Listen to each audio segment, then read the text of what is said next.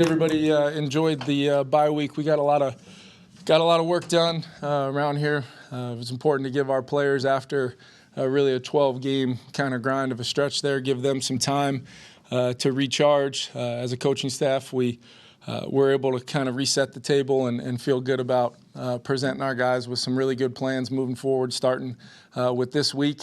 Tough challenge going on the road. Teams playing really well, playing really hard, playing well at home. Going to be a real challenge for our team. So looking forward to getting going on our preparation today on the grass. Guys are fired up, ready to get rolling. I want to address the quarterback position. We will be starting Josh Dobbs in the football game on Sunday. Feel great about kind of our bye week process of really, two layers to it, evaluating kind of where Josh has been as far as immediately providing a spark and helping us win 2 football games. And then, transitioning to some tough outcomes where there's all kinds of things that we could do better, we could coach better. Josh's continued comfort in our offense and how we play, but also our offense and our staff's ability to evolve and help Josh thrive is our plan. We're very confident in him. He got off to a great start this week. On Monday with some extra work out with the guys and getting going. So looking forward to that. We'll have Nick Mullins will be ready to go. We'll prepare Nick like we always do.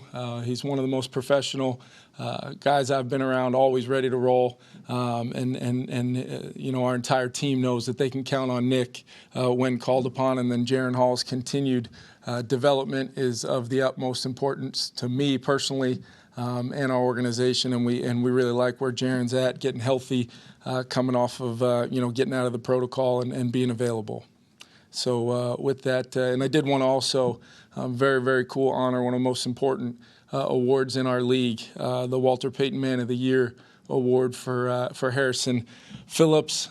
This is a guy that you guys know him well. Anybody that knows Harrison knows how much, being a force in the community, basically a daily thing in his life where he commits to having a positive impact on a lot of groups of people and kids, and couldn't award it to a better guy, and really hoping he gets some real consideration, to win the league's award, because he's one of those guys that absolutely deserves that. Turn it over to you guys.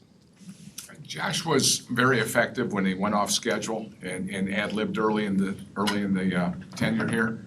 How do you maintain that freedom with him, yet stay within your offense and take care of the football? Yeah, I think a lot of it is about depending on what phase of our offense we're in, whether we're moving the spot, whether we're in the play action keeper game, screen game, or it's in the drop back game. It's all about what is my footwork, where are my eyes supposed to be, trusting your feet and eyes.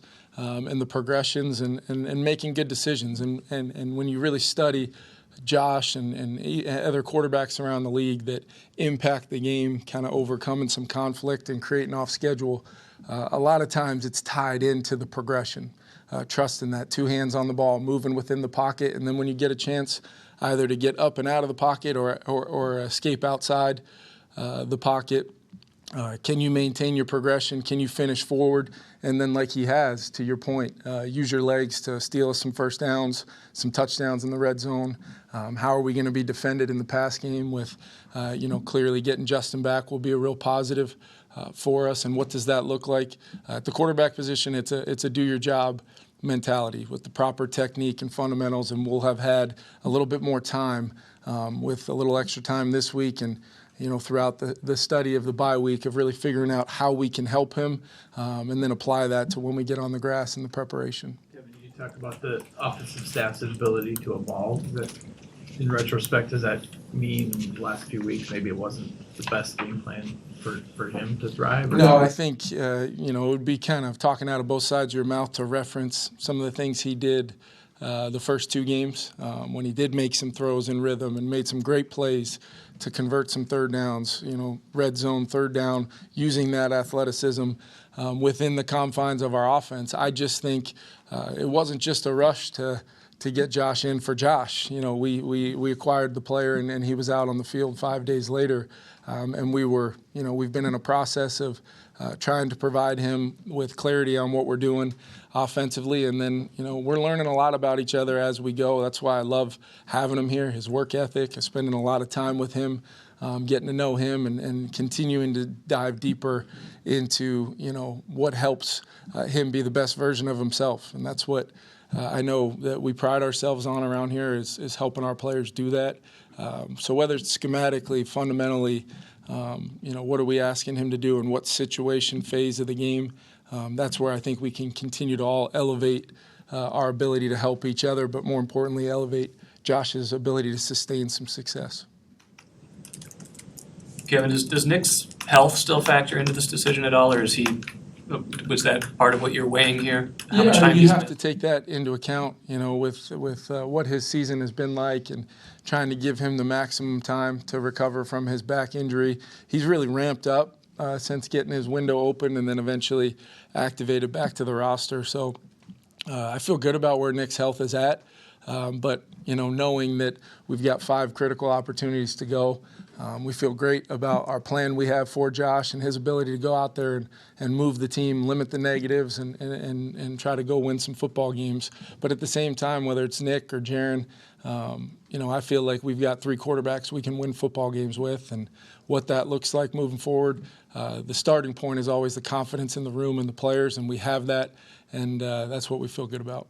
Kevin, what did your process of making this decision look like, or like the evaluation last week? What did that entail? Yeah, I just went and went back and watched everything from a landscape of, created a process where you're figuring out how you want to tag certain plays, to where you can really look at it from a standpoint of, comparing, Josh's snaps here, his previous, snaps from this year, when he was with Arizona, and then looking at, Nick's snaps from the preseason last year when he played versus Green Bay, his preseason snaps since we've basically had him, and really just evaluating, with Josh, it was more of what can I do to continue to help him, my belief in him. I think it's important that Josh understands that I have that belief in him. We're not just looking at this like, hey, you won us a couple games when we were shorthanded and now we're moving on. I believe that Josh deserves the right to feel that belief from myself. I know he feels it from his teammates, and that kind of came out in that study.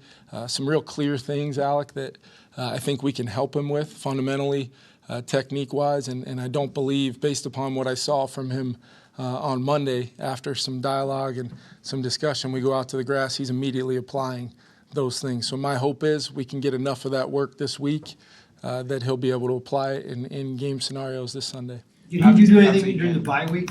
Because he had that window and he's got this strange opportunity, did you do anything with him to try to expedite whatever the learning curve is? Yeah, immediately following, the game, those couple days after, you watch the tape, you kind of got a chance to watch it with him one-on-one, hear his dialogue and kind of, hey, here's what I was thinking.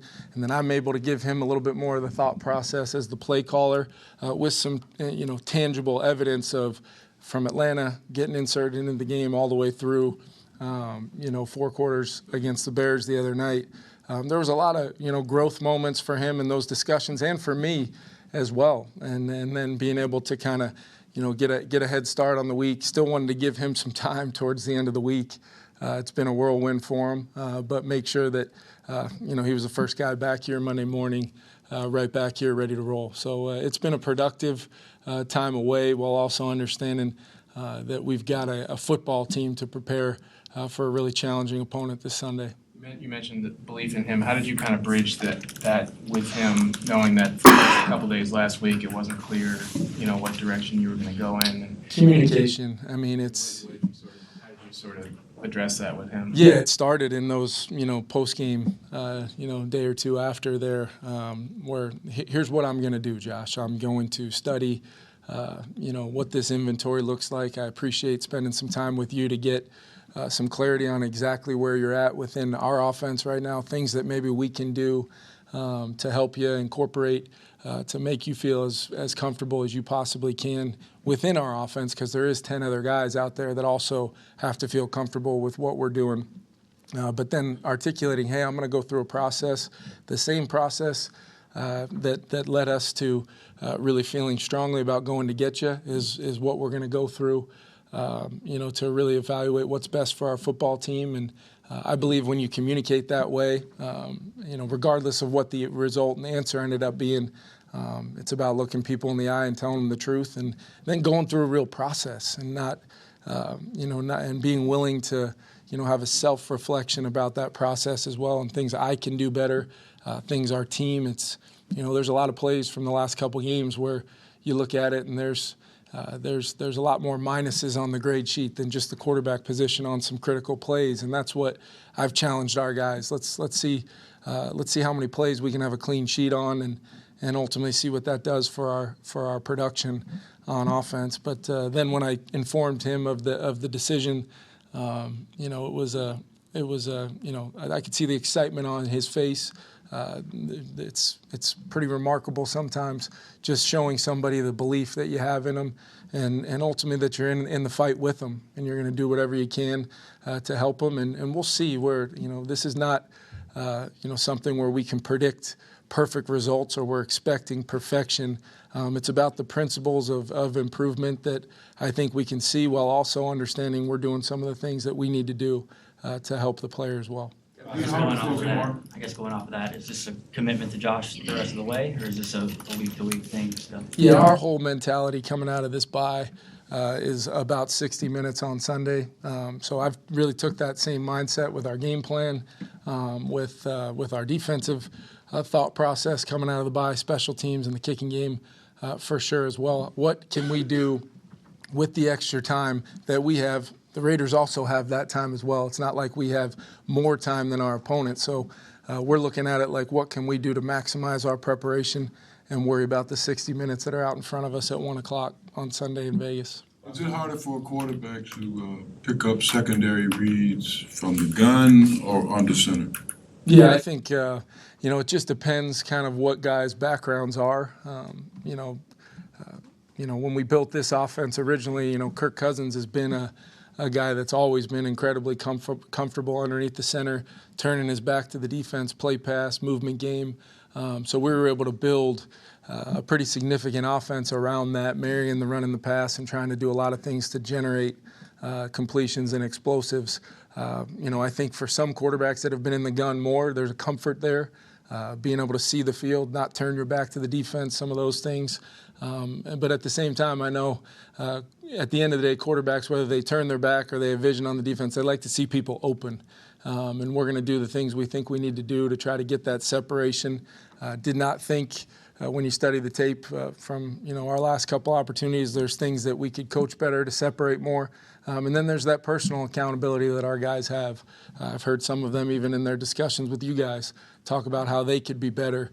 And that's what this time of year is for. The good teams in this league, regardless of where they're at, that you just want to be in it, have a chance to compete to be in the playoffs. And then the key to all of that is finding a way to improve throughout the ending of the season. And improvement can come a lot of different ways: technique, fundamentals, understanding of scheme, incorporating new schemes, and then what does the execution of all that look like is what will be the determining factor for us.